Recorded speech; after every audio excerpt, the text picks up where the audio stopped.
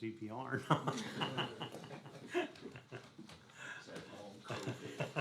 Him, yes, you, no.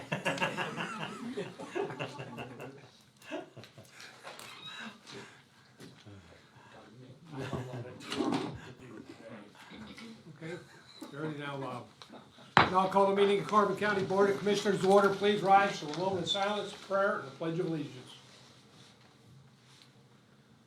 Father, we thank you for each mind and heart that fills the presence of this room, as well as the lives of those we will encounter afterwards. Set us free from comparison in order to work together efficiently. For only you truly know what we're setting out to accomplish today. Amen. I pledge allegiance to the flag of the United States of America and to the republic for which it stands, one nation, under God, indivisible, with liberty and justice for all.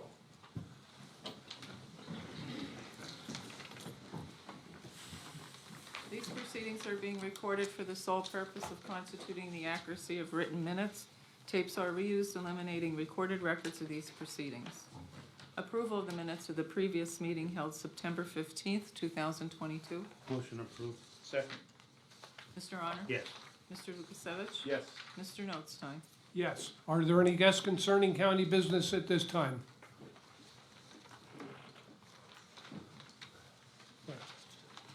Yes, my name is Lewis Hall.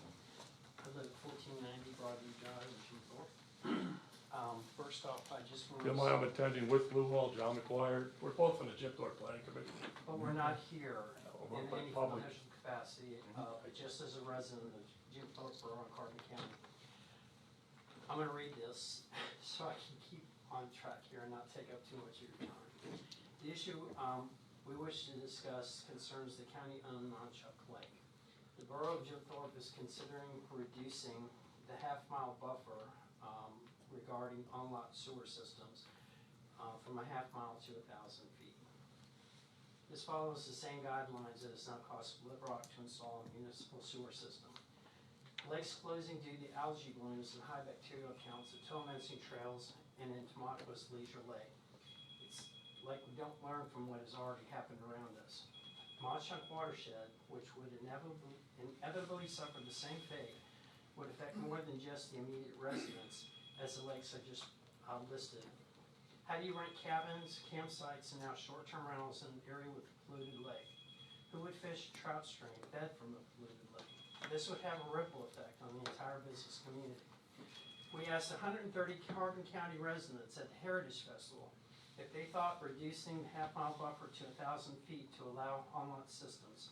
121 said no, 93%, and I have a list of all those individuals. They didn't acknowledge release of their emails and phone numbers, but I can provide you names and addresses if you so wish. 121 said no, that was 93%. Half also said they would attend a meeting to support this. The lake is an asset of the entire county. We ask you to get involved in protecting it. Thank you. And where is this ruling that they're going down to that 1,000 feet? Like, where did they ever come up with that? Well, I think it's just to appease A developer. people to develop, well, so the DEP for standards or systems, the on-lot systems that are out there now say that water is safe after 150 feet at the exit of the drain field. But we found so many studies, including what Mr. Hall said here about all the lakes in the area that have been polluted from those systems. One of the other things that comes out of sewer systems that does not get eliminated by an on-lot system is nitrates.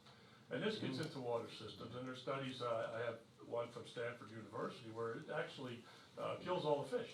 Because the nitrates are not affected by this, right? So, as a planning commission, we have to look at this change. We voted unanimously to send back to our council that we want no changes. Why change anything? There's no reason to. Because I'll say this in closing on my side is, when I was a young man, my father was on Jimthorpe Council. And he knew all the commissioners well. Maybe Charlie Wildonner might have been on back then, Tommy Gerard. I don't remember what he was on, to be honest. As a teenager, I didn't care either, sorry. But I remember him saying to me that there was an agreement between the county Jim Thorpe and Summit Hill that they'll never build on that side of the lake. Now, I'm sure that was a handshake agreement. Yeah. Who knows from, but, and I remember that sticks in my mind, and then I saw Summit Hill start to put some stuff up, I'm thinking, where did that come from? Well, we own the majority, Jim Thorpe owns the majority of the water, we're at the deep end of the lake, right, so things that are gonna go bad, they're gonna go bad there, and then certainly possibility of ruining Mock Chunk Creek. So, I've shared some information with you all, and obviously everything that we have right now is in draft form and has to still come back to our planning commission. So what I think we would like to see is a representative from the county to come to our planning meetings, which are the third Tuesday of every month at the Memorial Hall at 6:30, to represent, to hear what's going on, so you all know, you have an updated account of, this, because like any borough ordinance that goes through, if the council votes to go with it, they have to go through a 1 month advertising timeframe, right? And then the county, or the people get to then comment on it, and it could take a long time to go through. But again, we're looking to protect, the county's most valuable asset we had, right? As far as I know, you guys own it, and we don't want to see anything get ruined because, I know the headache you have, the number of people that come, right? And I appreciate everything you guys do for that to protect it. But we need to continue to protect it. We're not trying to stop the, people going forward, but, what's that? Let him ask questions. Oh, okay, well, okay, you know when I get talking. Well, You could tell me to shut up, but well, I still probably wouldn't. I mean, I have some comments. I don't have questions. Well, my comments might be questions. But like, I come from Franklin Township, and there was bad water, bad sewage there. And what wound up happening, they put sewage in, they put water in, and what's happening here? I mean, and to my Long way away from it. well, to my understanding, that if they would do that, and you would have to have like the city water and everything else, they'd have to dig everything They have up and one do lot it. Water, I think, but not the city sewer. No, They would need but city sewer. yeah, and the sewerage is the issue. And are they creating something that's 10 years down the road is going to be a problem? And are they looking far enough that it should be sewer lines put in? And that's going to be a big expense to Jim That's, Thorpe. Well, that's $1.5 million currently the or way that something we like have it written, is Yeah. that if they're going to build houses, they have to put the sewer line in. Right. That's what's written in our ordinance. Right. If they're within that half-mile buffer. Now, we just addressed this half-mile buffer again in our 10-year comp plan. So it's not just something that just sits on the books. I mean, we reviewed it and made the decision at that time, which was signed off by council, that we're going to continue to recognize the half-mile buffer. Okay, and now, all of a sudden, a developer has influenced the borough to consider. So one of the things that is in this draft is that they're only, is how many sites, right? Well, but if you put city sewer in, they could multiply those sites by 10. Yeah. Then the water, I don't know where they're getting it from. Because now you're taking water away from the lake too, right? I mean, everybody's at low levels of water right now, right? And so, there's a lot of things here that we have to look at to protect this That's it. asset. So, you could contact Lou or me, or just to see if you could get someone to come, if you have any questions about when the meeting is, if one of your representatives or one of your boards, could come to the meeting, just to keep you updated on where we're at, so that, we can plan on, how to go forward. Well, Lou and John, thank you for coming here. This is the fourth time now that I've had the opportunity to speak to this concern and issue here during a Board of Commissioners meeting. Similarly, I raised the concern with the Parks and Rec Commission also. And unfortunately, the concern isn't gaining the traction there that I think that advisory commission should have. So I'm gonna ask that you all consider attending the next Parks and Rec Advisory Commission Send me meeting. when that is, I Yeah, appreciate it. we will send you the invite. Unquestionably, on-site septic, in this particular area is a threat to a high-quality fishery. Matter of fact, as a trout fishery, its quality has just been increased this year, just a few months ago. We're getting ready to have our fishery report released here in the next month or so from the study, which is going to reiterate the quality fishery that it is. It is unquestionably one of the highest valued man-made outdoor recreational activity areas in Carbon County.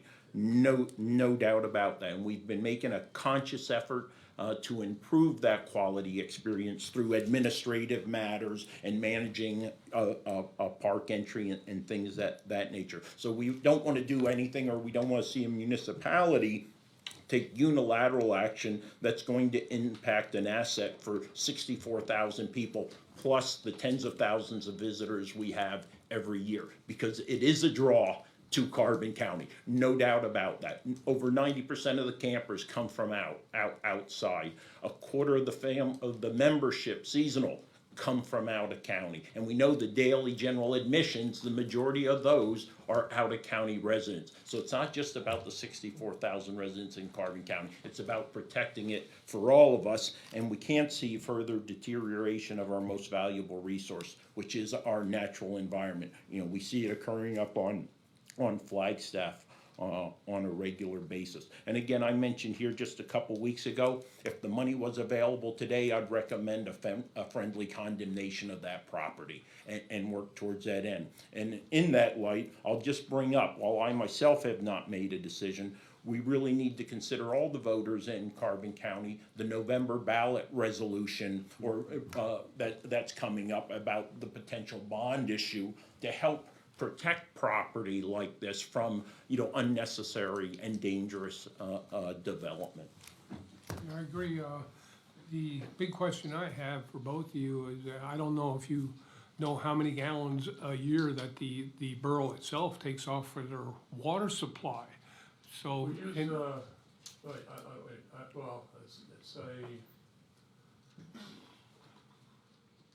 it's a, I'm trying to tell you what the million gallons is.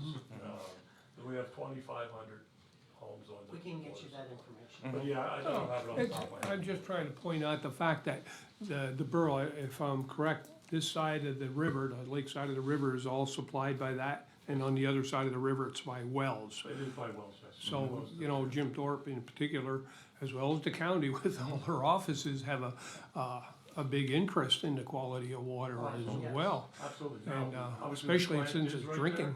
there, but you can only take certain, take care of certain, chlorine takes care of some things, but not everything, like. Not everything, It's correct. chemistry, right? Yeah. And there's a lot there that people don't think about. And, one of the reasons I brought up, coming back from when they first put the lake in, trying to make an agreement, was I think people back then thought, okay, if we put this is what the half-mile buffer's about. We put that in, nobody's gonna build it. So we didn't have an agreement to condemn the property to do that, because everybody thought, well, who's gonna go there anyway? It's on the side of a mountain, who's gonna build it, right? Well, as things spread out, people build anywhere. Well, and that's the thing about it, like you have 5-acre lots, but actually how much is that is buildable? You know what I mean? You'd have to stay closer to the And that's what road. we're dealing with, Are- with zoning. Are they looking for an encroachment to the road to be closer or what? Because I mean, and it's very porous there. Like what kind of a system would they have to put in? I mean, you're still dissipating into the ground. Correct. And when you have it porous like that, it's almost like it's gonna get down into the water before you know it. Well, everything slopes to the Yeah. watershed, Yeah. because it Stuff was runs built, downhill, right? it was Yeah. built to, I mean, for flood routes. Like that 5 acres, there might be a half an acre there to build on, Well, that's true. if that I mean, you're if looking at that's road it. front, there's a lot of zoning issues, right? So they're Yeah. trying to address all them. But it also goes, it's really deep, and I think there's a draft out there that, we can look at and explain this, so you have, you can take a look at it. You can have your own planning people take a look at it. But we're concerned about it. It's just a resource that everybody here is. What I would recommend is you come back in a couple of weeks, or when you think appropriate, and give us an update what's going on and what's happening and everything. That way we know we're informed and the public's informed. It's the foremost concern right here. Make sure the public is aware of what's going on. We can do that, thank you. Okay? Okay, sounds good, and then you're gonna get back to us on the, Yep, the date of the next meeting. Yep. that's awesome. Thank you, John. I gotta change hats real quick, because I'm the president of our library here in town, right? And I want you guys, I know it's budget time, and I'd ask that you, you know, be as generous as you can to all the libraries in the county. There's some that, you know, look, the libraries were opened in the past by Mr. Dimick here, the people out in Pittsburgh, Carnegie, with the agreement that local government would fund these public libraries. Of course, again, that was back in the 1890s, 1900s, right? But we need that support.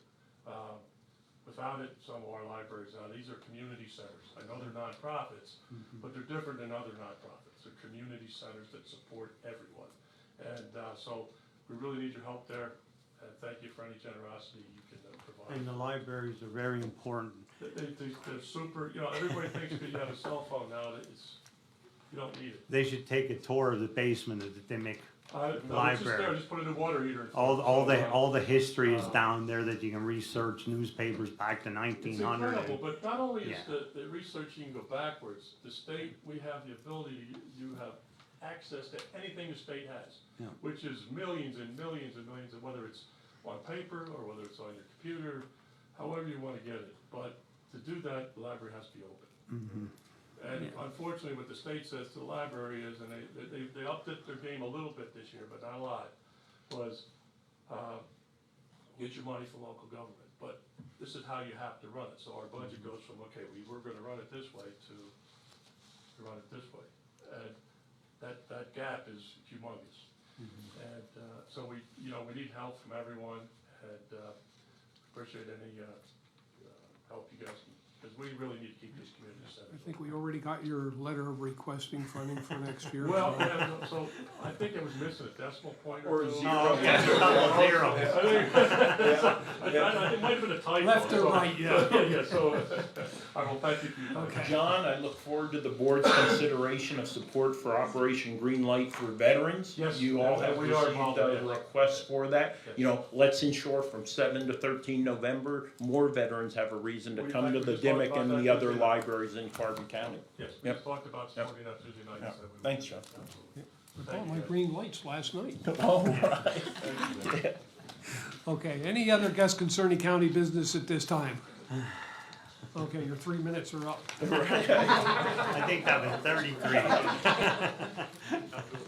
Okay, good conversation, no and productive.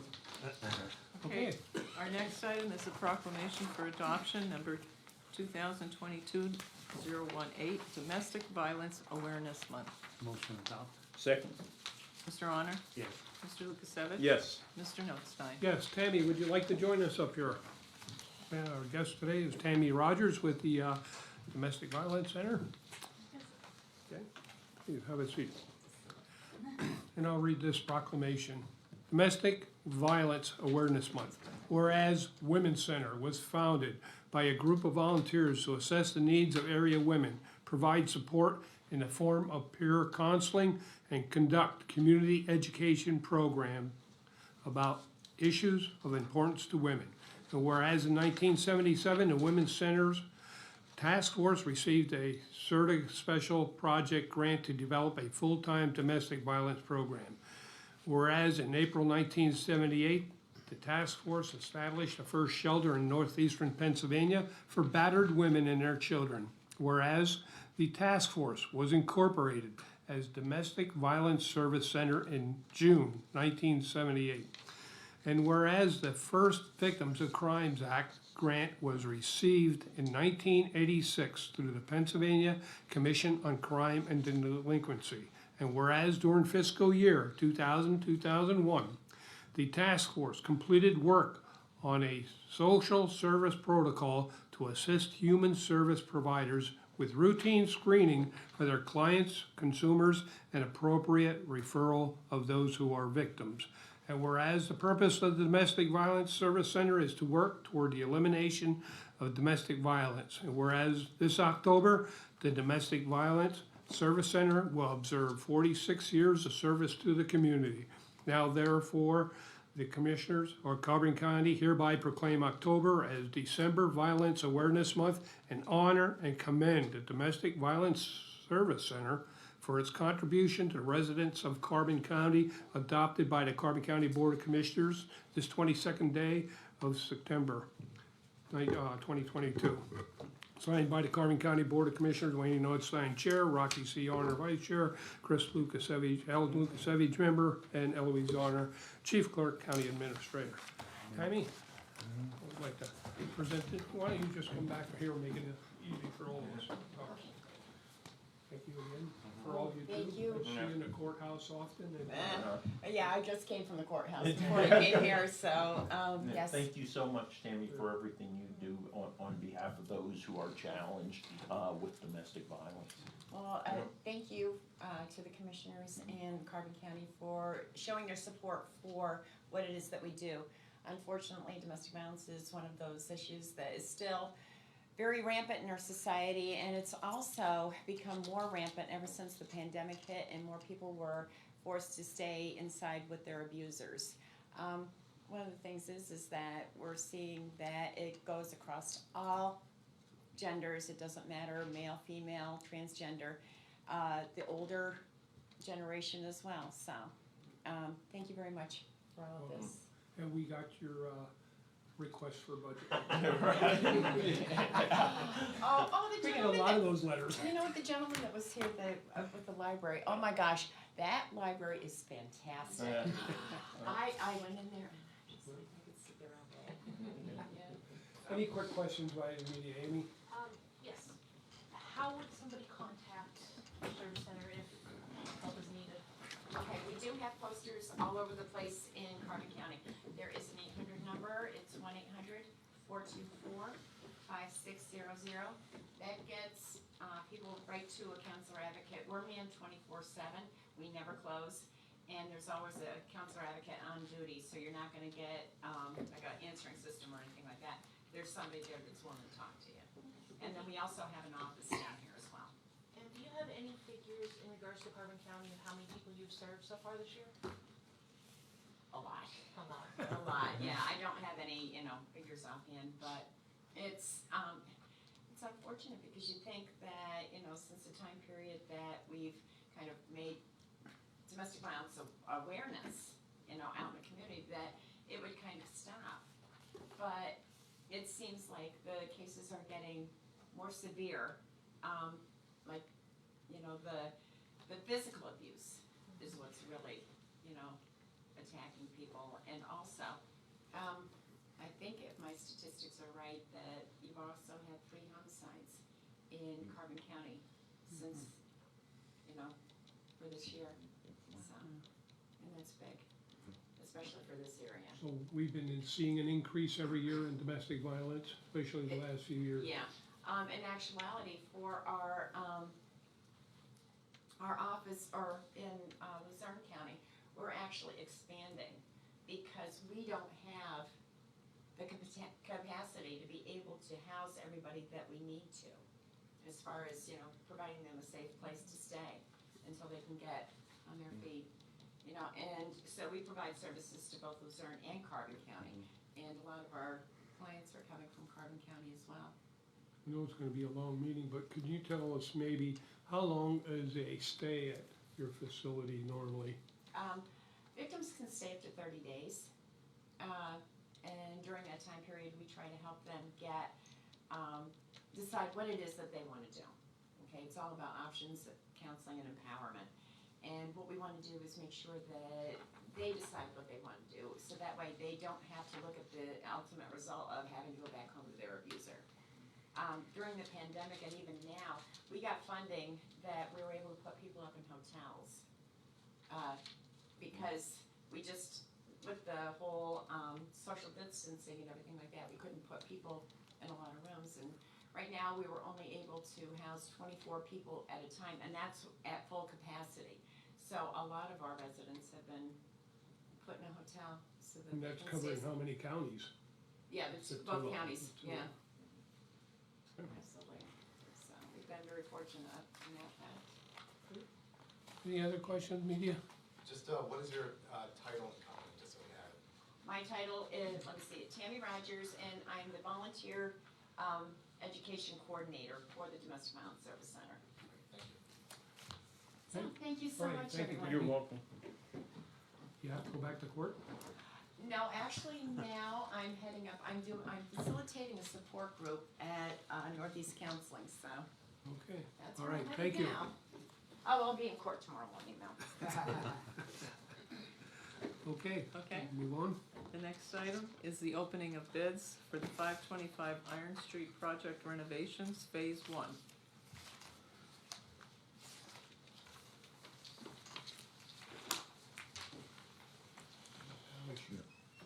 No tally sheet? No, it's not. Okay. So, Hey, good morning. morning.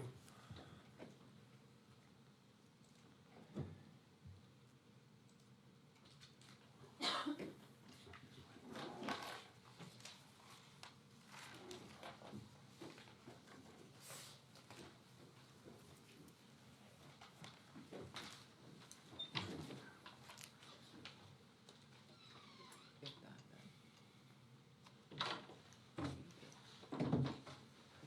You won't get it like right now, but.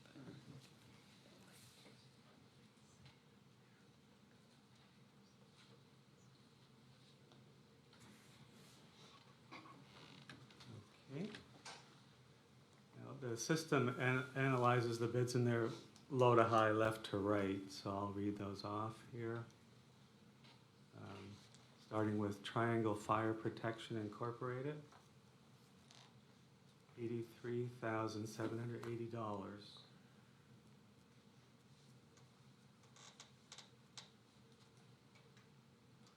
The next would be DeWalt Plumbing. That's $148,800.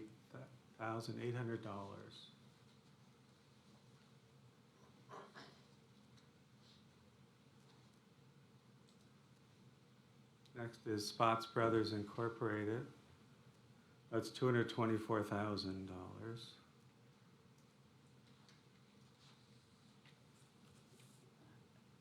Next is KC Mechanical Service Incorporated, $247,000.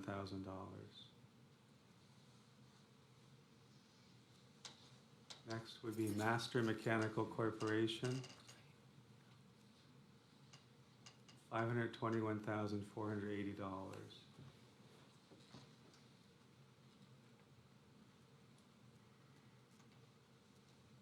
Next is Urban Electrical Contractors Incorporated, $530,000.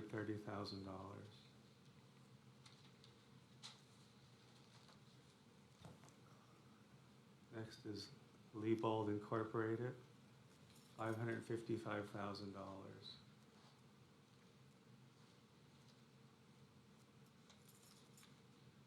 Next is George J. Hayden Incorporated, DBA Hayden Power Group, $596,000. Next is JBM Mechanical Incorporated, $615,000.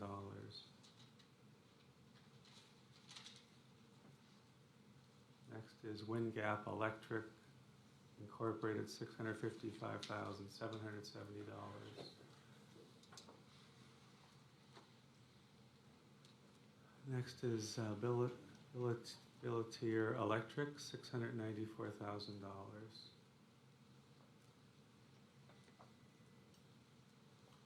Next is Bognet Incorporated, $1,139,000.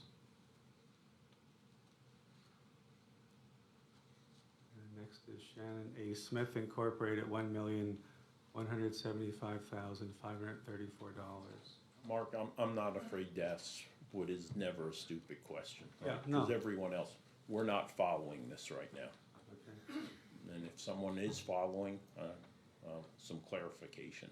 Well, my understanding is the way the system is, it does low to high, so naturally you have contractors that are apparently bidding for everything, including with their subs. Yeah. And others look like it's subs only.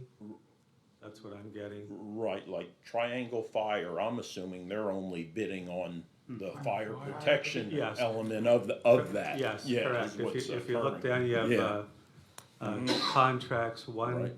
to five, starting with general construction, mechanical, plumbing, fire, Yep, electrical, and trying to scroll the screen so everybody could see Yeah. that. We need to So no. record them according to. Yeah, whatever that Contract. is. each and- contract, Each 1, 2, contract 3, separately. 4. I will take care of that.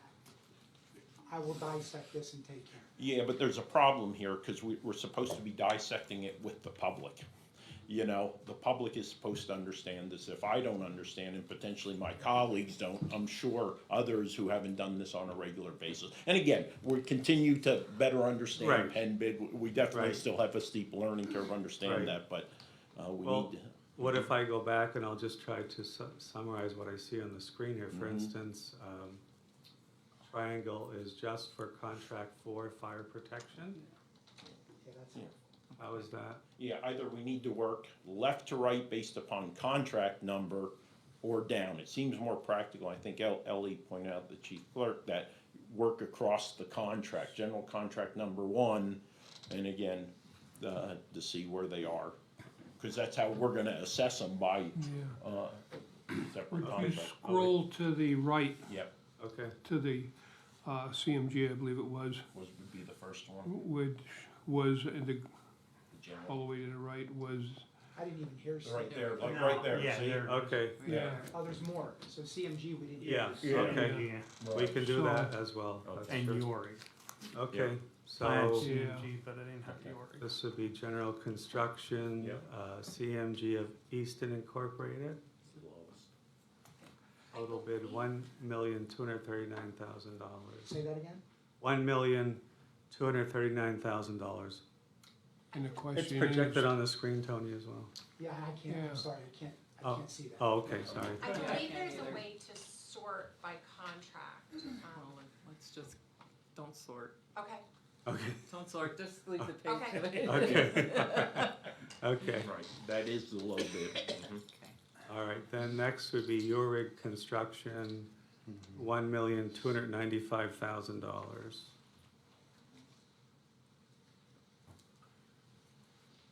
And that looks like the extent of those there. Okay, Now, So what- there's 3 GC bids so far, Bognet, CMG, and Uric. Bognet. No, Bognet did not bid on the general construction. Oh, they did? No. Oh, doesn't show anything there. no, You would see green, you would see something. I that- thought he had said.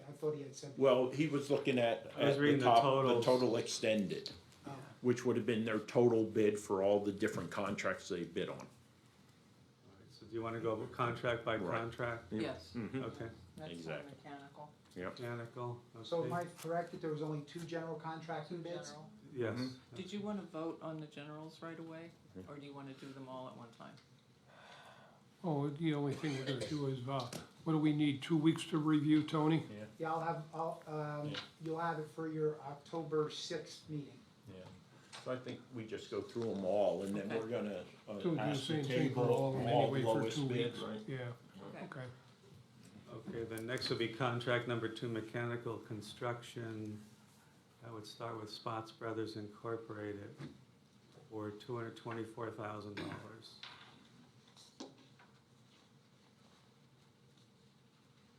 Next would be Master Mechanical Corporation, $521,480. Next one would be Liebold at $555,000. Next would be JBM Mechanical Incorporated, $428,000. 428 for the, 428, yes. Next is Bognet, $877,000. The next would be Shannon A. Smith Incorporated, $527,000. And that's it for that one. what was Shannon? Shannon was $527,000. And then we'll go to plumbing, contract number 3. It's not any different up there. I think Pardon we me? should have a full screen. Yeah. That's what you should have, that you can look at everything and Yeah, pick it out yourself. I It's think like- it'll See be, that better now? not sure how that, Oh, really? Not really. okay. Unless you do it, yeah, screen zoom, you zoom in on the screen and. Okay, contract number 3, plumbing. That would start with DeWalt Plumbing Incorporated, $148,800.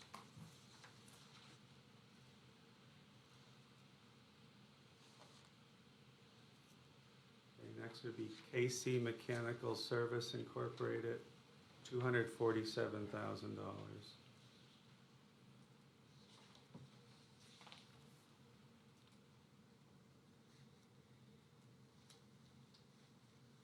Next would be JBM Mechanical Incorporated, $187,000.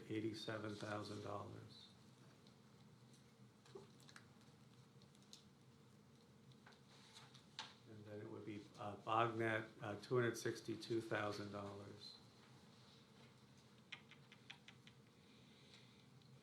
think that looks like it for the plumbing contracts.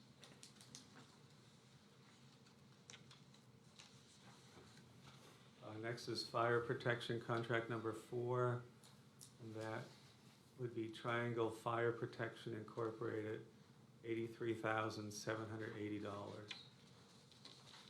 if there's anyone else other than that.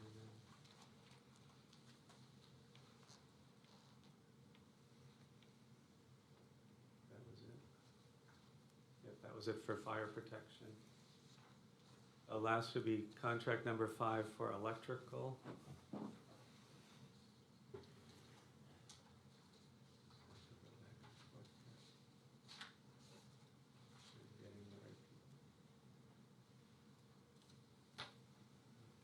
First electrical would be Urban Electrical Contractors Incorporated, or $530,000.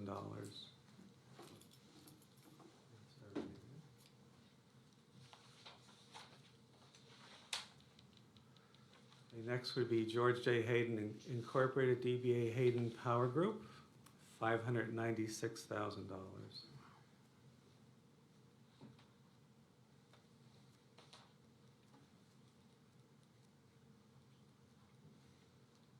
The next one is WindGap Electric Incorporated, $655,770.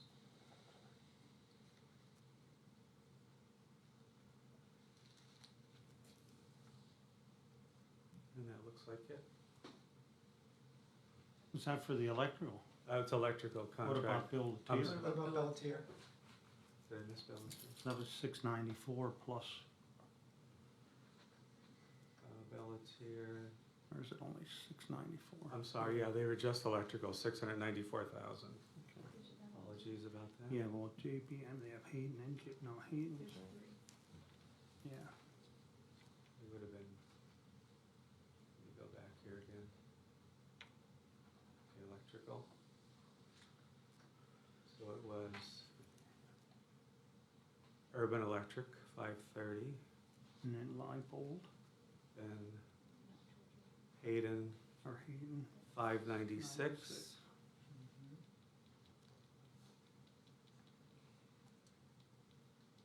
WindGap Electric Incorporated, 655, 770. And then Billatier at 694. I believe that was it then. Oh, no, I'm sorry. Shannon Smith, of course, they did a general bid as well, but their electrical component was $648,534. What was Shannon A? 648. Your total bid is 1,175,000. 648 even? 648,534, Tony.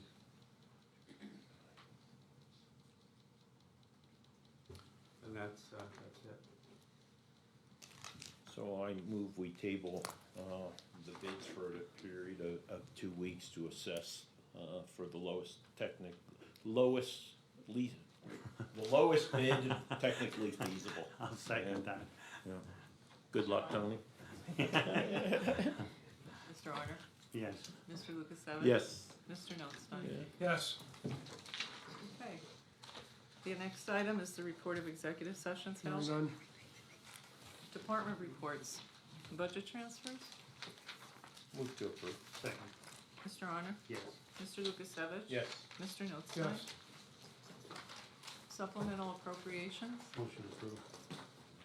Second. Mr. Honor? Yes. Mr. Lukasevich? Yes. Mr. Notstein? Yes.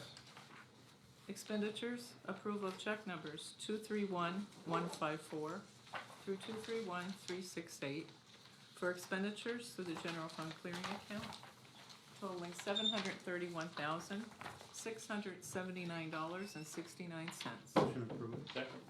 Mr. Honor? Yes. Mr. Lukasevich? Yes. Mr. Notstein? Yes. The treasurer's report? Move to accept. Second. Mr. Honor? Yes. Mr. Lukasevich? Yes. Mr. Notstein? Yes. Personnel report for county departments? Move to approve. Second. Mr. Honor? Yes. Mr. Lukasevich? Yes. Mr. Notstein? Yes. The acknowledgements for courts and row offices. Motion acknowledged. Second. Mr. Honor? Yes. Mr. Lukasevich? Yes. Mr. Notstein? Yes. Correspondence was received as listed. Copies will be made available to the press upon request. Children and youth for approval and execution. The fiscal year 2022-2023 purchase of service agreement with Pine Brook Family Answers of Allentown, Pennsylvania, as per the attached rates. Motion to approve and execute. Second. Mr. Honor? Yes. Mr. Lukasevich? Yes. Mr. Notstein? Yes. Communications, 911, alarm monitoring fees. Request was received from the Communications Director requesting approval to increase the alarm monitoring fees effective July 1, 2023 for residential customers, commercial, churches, and banks as listed, schools, hospitals, fire, EMS, municipal buildings, and public safety personnel will remain at the same rate.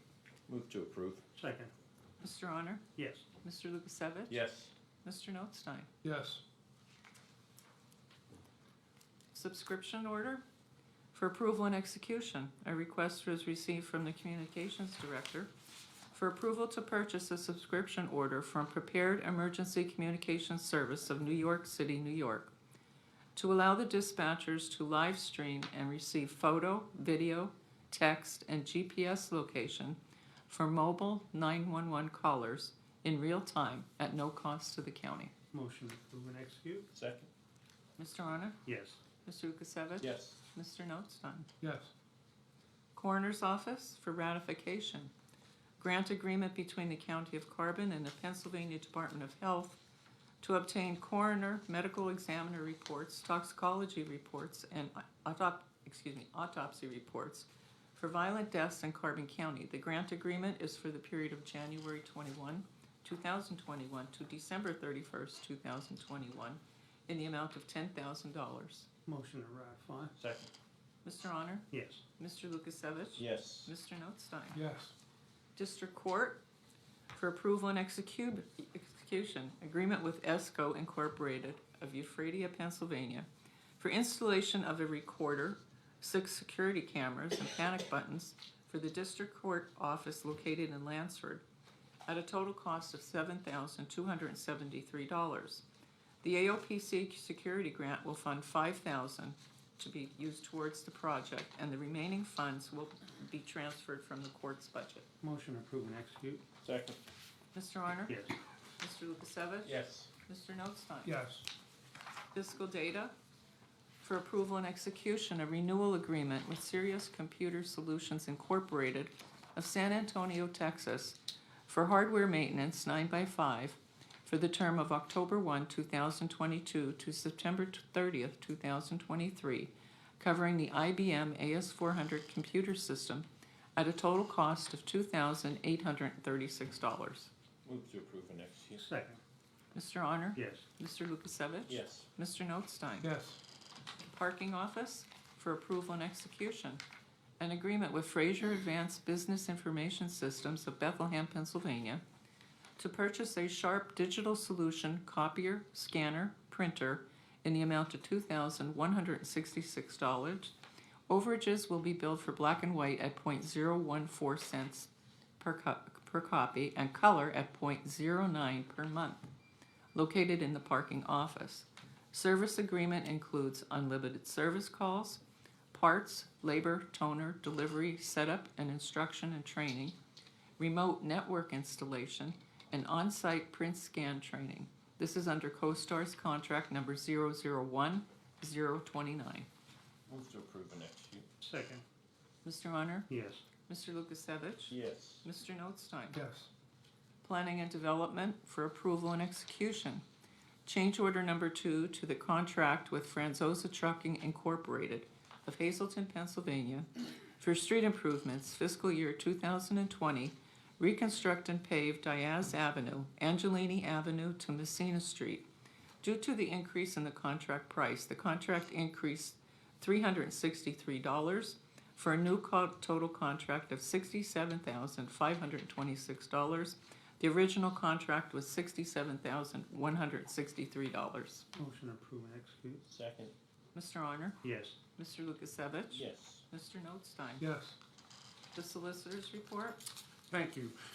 First, seeking a motion for ratification of the declaration of a water emergency in Carbon County on or about September 15, 2022 at county facilities.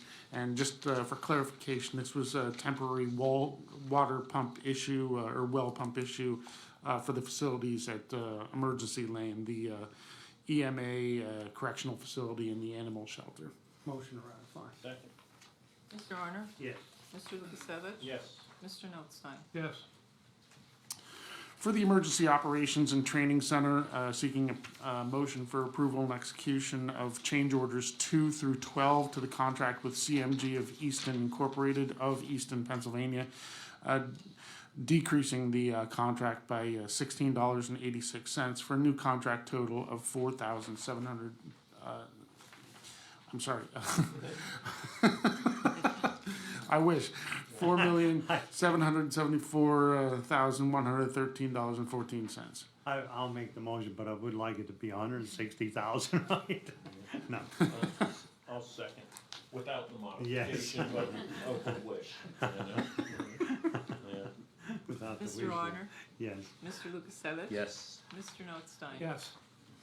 Parks and Recreation, seeking a motion for approval and execution of a special activities agreement for use of Josiah White Park, along with the gazebo and a banner request by the Jim Thorpe Tourism Agency for the Jim Thorpe Foliage Festival, October 1st through 2nd, 8th through 9th, 15th through the 16th, and 22nd through the 23rd of 2022, with the banner to be displayed September 22nd through November 1st of 2022. Move to approve and execute. Second. Mr. Honor? Yes. Mr. Lukasevich? Yes. Mr. Notstein? Yes. For tax assessment, seeking a motion for approval and payment of a refund of tax year 2022 county real estate taxes to Lehighton Investment Group, LP. This is due to a court assessment appeal ruling decreasing the assessment from $1,716,738 to $1,452,252 for property located in Franklin Township, for a total refund due in the amount of $3,239.95. Move to approve the payment. Second. Mr. Honor? Yes. Mr. Lukasevich? Yes. Mr. Notstein? Yes. Seeking a motion for approval and payment of a refund of county real estate taxes for the tax years 2017 through 2022 to Kamara Lee Hutton, because it was determined that the taxpayer was being billed for incorrect acreage, which decreased the assessment from $51,700 to $43,200, resulting in a refund due in the amount of $562.28. Motion to approve refund. Second. Mr. Honor? Yes. Mr. Lukasevich? Yes. Mr. Notstein? Yes. Seeking a motion for approval and payment of a refund of county real estate taxes for the tax year 2022 to Agnes Schoenberger, This is due to a computer error. A building was physically removed, but that removal was not reflected in the computerized database, such that the taxpayer was billed at the higher amount for the building. So the correction decreases the assessment from $17,050 to $4,050, and the total refund due will be $156.07. Motion approved. Second. Mr. Honor? Yes. Mr. Lukasevich? Yes. Mr. Notstein? Yes. Seeking approval and payment of a refund of county real estate taxes for the tax year 2022 to 453 Lincoln Limited Partnership due to a court assessment appeal ruling lowering the assessment from $1,651,652 to $1,216,216, resulting in a total refund due in the amount of $5,227.41. Move to approve. Second. Mr. Honor? Yes. Mr. Lukasevich? Yes. Mr. Notstein? Yes. Nothing further. Under further business, I'd like to have Gary Williams come up and talk about the fee increase on our alarm fees, or that we increased today. You see by the agenda, we have different rates for different types of businesses or residents. We have the residential, commercial, church, banks, schools, hospital, fire, etc. And the communications center monitors 175 different alarms. And I believe the last time we increased this was what, 2002? So it's 20 years in the making of finally looking at these numbers, and we decided we would increase the fees. And some of the advantages of this is that the alarm goes directly to the communications center. It does not go out to an outside monitoring company, which could be located in other states. Every once in a while, the information from an alarm company is wrong. When we get an alarm, the emergency services, for whatever reason, police, break-in or whatever, are dispatched to the wrong location. The people from outside the area, when they get a call for alarms, can't tell us any more information because they don't know the area. So it's a time factor as well. If the alarm goes to, let's say, a monitoring company, even if it's in Maryland or Jersey, somewhere local, the alarm goes there, they then have to call our comm center. Whereas if it comes to our comm center, the alarm panel goes off, all the information comes up and the dispatchers dispatch them. So you want to talk a little bit about that, Gary, or? I think you did a great job. Well, then we can get rid of you then. The fees, I mean, is one of the reasons I think customers should come to Carbon is, I'm here for a fee increase, but it's the fees, it's still cheaper than a private company. And the second one is how quick our dispatchers get the fire, police, EMS, whatever's needed out to the residents. So I mean, that's the two basic ones. I mean, a couple of years ago, we saw a delay of 9 minutes coming in from an alarm company. Yeah. That's, I mean, if a fire, The That's house, big. the house is burned or the It's already robber's either burned. gone already or Yes. whatever's going on.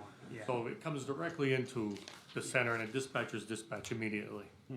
You That's wanna the go- biggest ones. Yeah, do you wanna go over the numbers a little bit for the last 4 years, calls and that? Sure. Have that with you?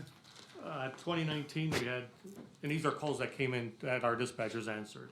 391 calls, 2020, 529 calls, 2021, 423 alarms, and currently into this year, it's 283 when I left the building. 2020, you know, you look at that 529, and it's kind of when COVID, everybody was, you know, so I'm thinking that was the increase. People leaving the door, going outside, whatever. But that seems, that's why that number's a little elevated. But even like with your numbers you gave on the times, 1 minute saves lives. Oh, yeah, Like seconds. it's like you can't, I mean, you're talking 9 minutes, a lot can happen in 9 minutes Yes. when it's responded right away. That's I correct. mean, you just can't beat that. No. Gary, who should residents contact or businesses should they want to port their service over? Yeah, call me at the comm center, 570-325-3298 direct. Okay. I'll get them a contract. I'll talk to them what we need from them on their end, and we'll get them connected. One of the big differences as well, if you go to outside company, they put the fees in there. You don't pay for it, but with the going strictly to the county, you contract with a local contractor. Yes, correct. And you have to buy the equipment is yours. And that's why we are able to do it for a lot less than a paid. Yes. Our dispatchers are already sitting there, we don't have to hire dispatchers, they're already there. I shouldn't say sitting there. They get They're quite- busy. At times they're slow, but at times they're extremely I wish busy. they were always slow, Wayne. We're always, Yeah, I wish they got no calls. you know, and I just did write the numbers down for last year's report. There were 69,562 911 calls alone. And then total calls, administrative calls, calling for information and all that, 144,010 calls last year in the year 2021. So that's a lot of phone calls and a lot of answering.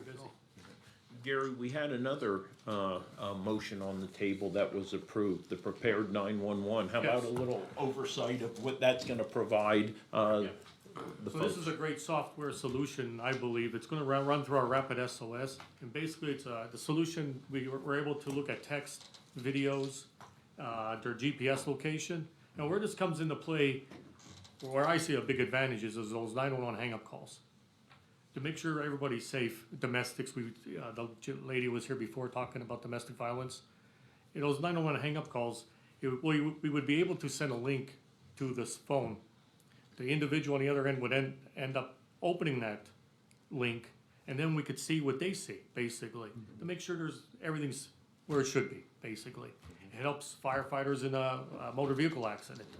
So a caller may not understand what's going on at the scene, if a person's trapped or not, but if, again, send a link, we could see it. We could provide that information to our responders. Prepared 911 is also in the process developing where we could actually send that information, that link, and what we see to the firefighters, fire trucks responding, or to a fire chief perhaps inside that cab. But that's development. Right now, once we click off the Prepared 911, we could still be on the call with the caller, but we relay the information at this time. Well, and Gary, I partly brought this up because this is another critical element of broadband throughout Carbon County to Yes. ensure we don't have unserved, underserved, either Wi-Fi, fixed, mobile, right? Yes. Because this will facilitate utilization of that app in more challenged terrain and things of Correct. that nature. Yes, sir. Right.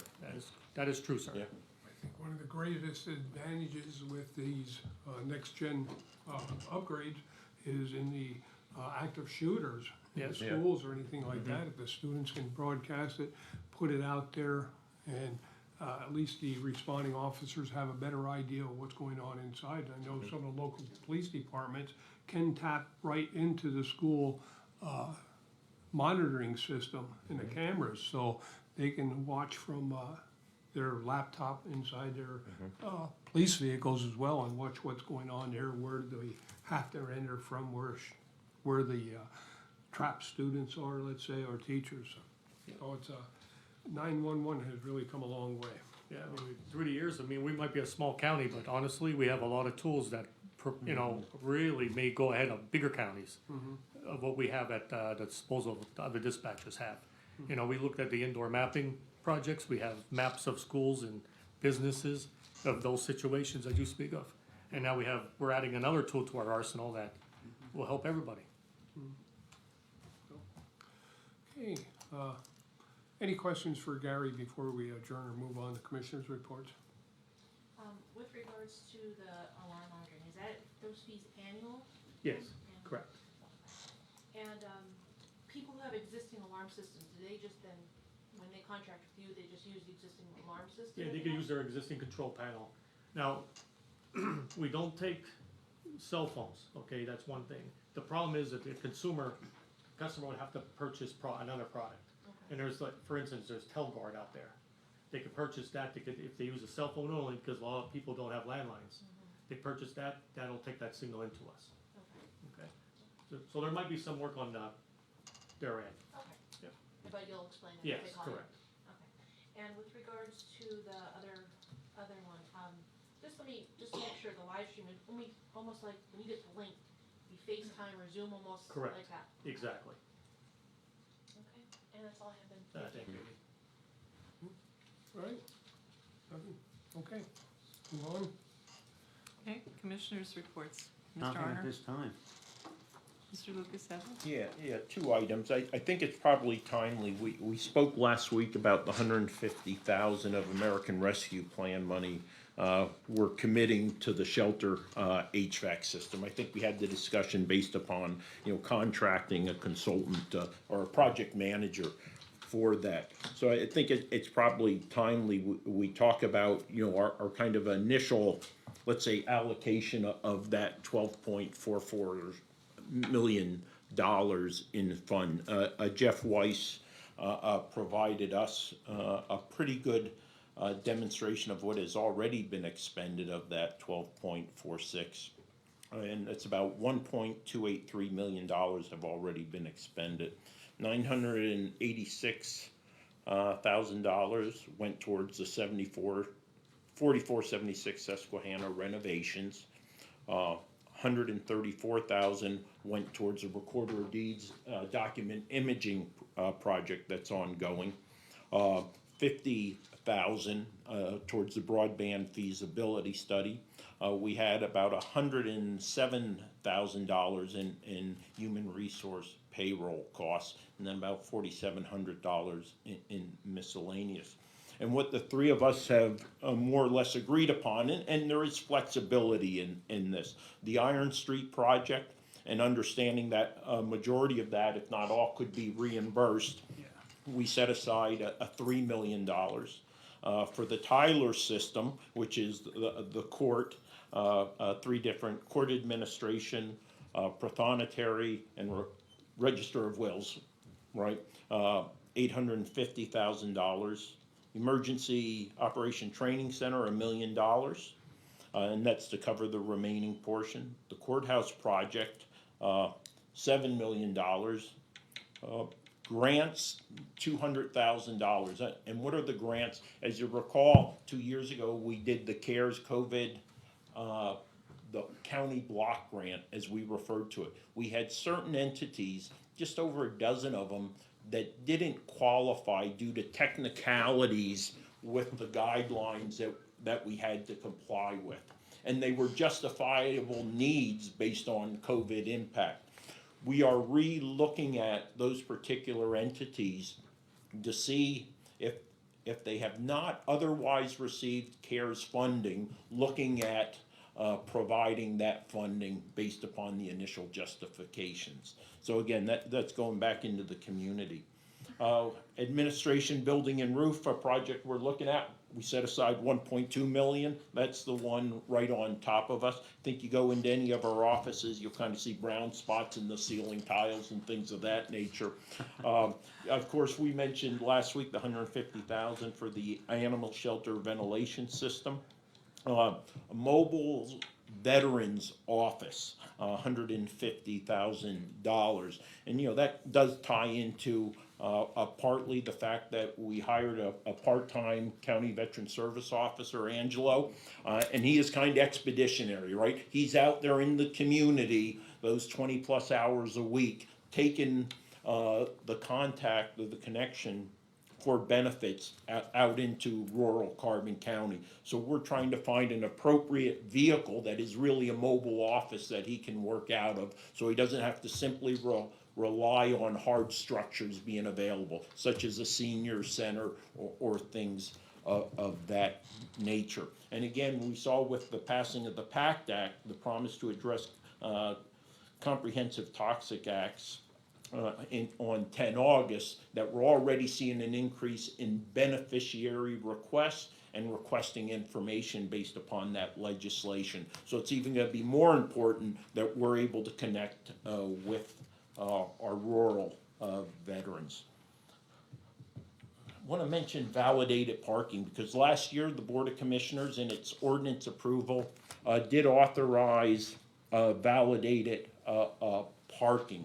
And that has commenced, and it is rolling out in a very, let me say, synchronized, coordinated, slow manner by the Director of Parking, Angelia Steck. And on 1 September, GIS and the Recorder of Deeds have been the first two offices to begin offering 2 hours of validated parking for those county property taxpayers and residents who pre-schedule an appointment for personal or private business with one of those offices. All right, so they can park down in zone 1 and 2 or along Lehigh Avenue for 2 hours of free parking. Basically, they call in, schedule an appointment, they're provided a code that they can put in the kiosk.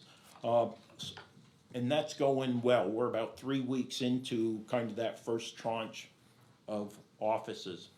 Right now, I just got an update from Angelia that on 1 October, the next 3 offices, unless we have some type of a problem between now and 1 October, the next 3 offices, tax assessment, tax claim, human resources, and we'll also offer the opportunity to the treasurer's office to offer validated parking. Apologize, we couldn't put it out for the DOE license seekers, but again, we didn't want to overwhelm, our first month, because we saw them lined up all the way almost outside the building, it seemed, when they came in. That's all I have.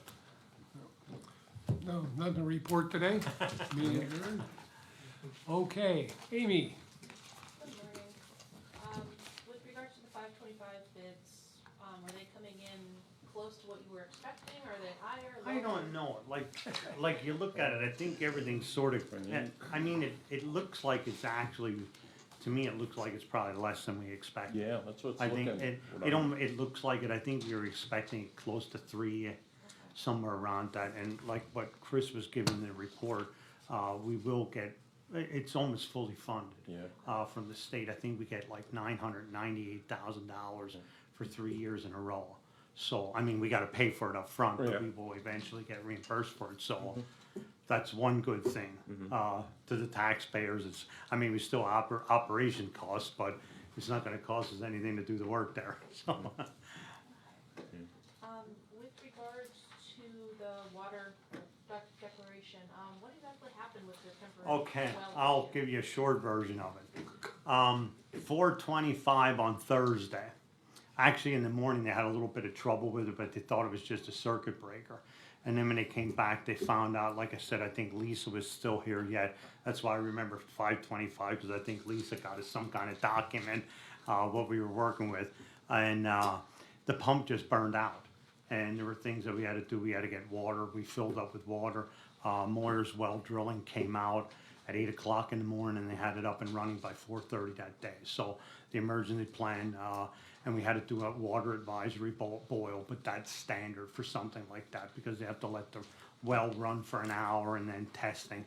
But I think by Monday morning, everything tested. In fact, I think by Sunday, testing was done and everything was good. So, but we did have, I think we got a pallet full of water, which we really didn't use the whole thing, but we were prepared. I mean, it was something, and I think we're gonna look into the future, in fact, possibly digging another well, so we don't have this problem We again. talked about it yesterday at prison board. Yeah.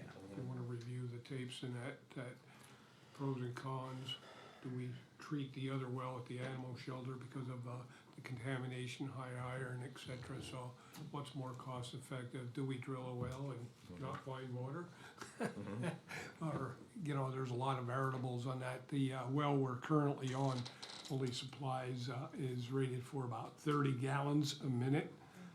So it's not too bad right now. Our numbers are down at the prison, but when it was up over well over 200, 240, it was becoming an issue. The pump was running, maybe 20 hours a day, because during the night, when it's slow, tank, it fill up, during the day, drain it. So Yeah, so it's an issue, we have to look into that more, what we should do. And I understand Monroe County's talking about the same thing, really digging another well or what.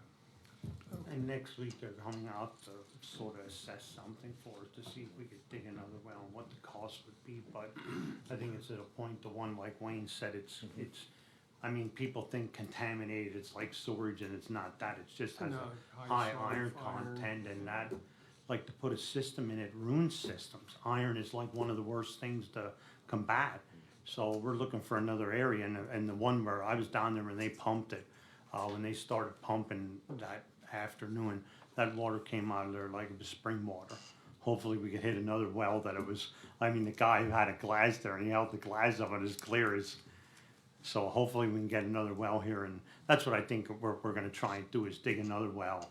And if we run into the same problem, but hopefully we'll hit a well that's gonna be treatable. And I'm sorry to go back to 525. It says phase 1. What all does phase 1 include, and how many phases are there? There's 1A, and there's 2. So 1 is mostly all the part, that children and youth is going to have for their, what they have employed right now. If it goes up further when, the wound care moves out, then, but phase 1A is going to be doing the bathrooms. We're sort of staying away from that right now, because they are up to code. I mean, they're changing some things around, but we need it for wound care to still stay in there. Then once wound care is out, there's bathrooms that we can use in there. Then those bathrooms will be moved, and hopefully, like, once they're moved in there, we can remodel those bathrooms. But that's why it was sort of, it's not 1, 2, phase 3, it's 1A. And 1A should start probably right after they're in, you know, and we're hoping to have them in by, I mean, it's supposed to be done, I think, by the end of April. So hopefully in May, we'll start that 1A phase.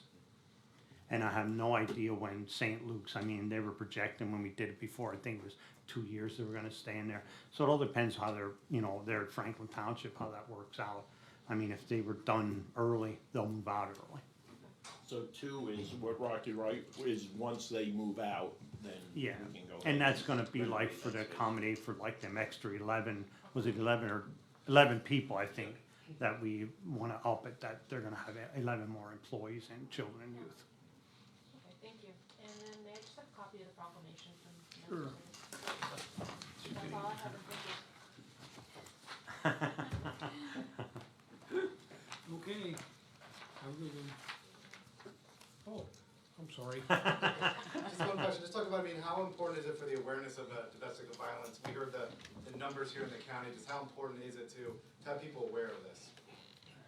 Well, I think for the public really is recognizing someone that may be abused or being abused, that is properly reported, or yeah, I think that's an important thing. If the spouse or person being abused, it could be elderly abused or whatever, if maybe that person is in such great fear, I don't know what their protocol is, and I think that's a good question for Tammy, how they can really help them. But I think neighbors have to be aware of things that are going on as well, with not only domestic violence with spouses, but children and youth and elderly abuse, etc. I think everyone has to be aware of the signs of abuse in that. And the hospitals, I know, are required, if they suspect anything, abused children or anything. If you always see a child always black and blue or something, and of course kids are gonna get banged up in that, but you watch what you're seeing. Is it consistent with what the people are telling you the injury is from? You know, a lot of times you can tell just by that, you know, the type of injury that you're seeing on a child doesn't mean that child fell down, you know, tripped or something. It's a lot more to it. It might be multiple abuse or bruises, etc. on a child, and that, or deformity, anything. Let me add that, you know, there are clear secondary and tertiary effects of domestic violence. I Yeah. think first one, we should be concerned with the stress that it causes, not obviously on the individual who's being abused, but on the infrastructure to support them. Tammy spoke about being at max capacity. You know, how important is it for us here in Carbon County to have the facilities to take care of our citizens? And right now, we do have a delta, right? We have more need than we have capacity. And again, I'll always, you know, reiterate the importance of a shelter for single homeless women. And when a woman is removed or takes herself out of a dangerous environment, or anyone else, right, they need a place to go, right? So we need to understand the secondary effect.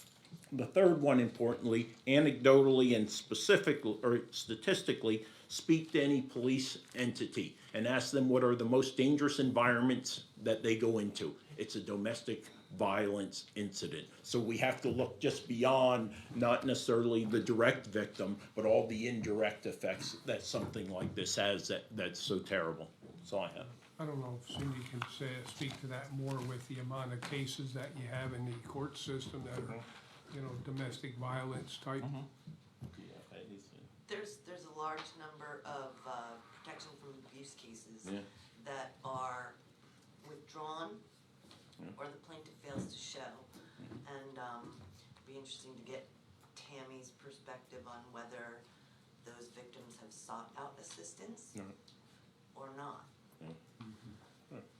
And the unfortunate part of it is that those that are suffering severe cases of domestic abuse keep going back to the same place. They're afraid, they're We have no scared, other option. nowhere to go, no family support maybe, et cetera. So where do they go? There are children involved, they don't wanna break up a family, but a lot of people go back and numerous times. And sometimes it's, doesn't have a good outcome at all. So. Anything else? Okay.